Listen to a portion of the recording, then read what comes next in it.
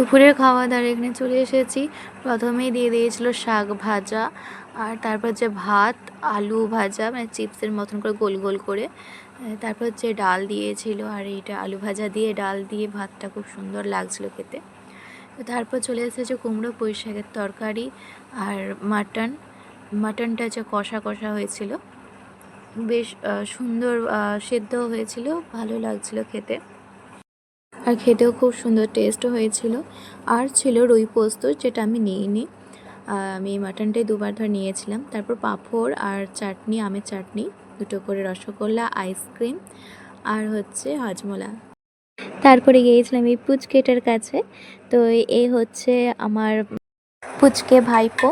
তো এখানে মায়ের কোলে চুপ করে শুয়ে শুয়ে দেখছিল সবাইকে, আর একটু করে খেলছিল।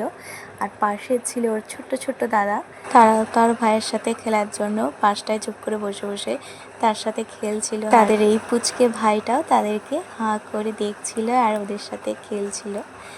তো একদমই ছোট্ট আর খুবই শান্ত আমাদের এই ছোট্ট কৃষ। তো খুব বেশি কাঁদে না, খেলছে, একবার করে জেগে থাকছে, আবার ঘুমিয়ে পড়ছে। তো ওর সাথে একটু খেলে দুলে সবার সাথে গল্প টল্প করে আমরা চলে গিয়েছিলাম বাড়ি। তো এরপর নেক্সট ভিডিওতে দেখা হচ্ছে, টাটা।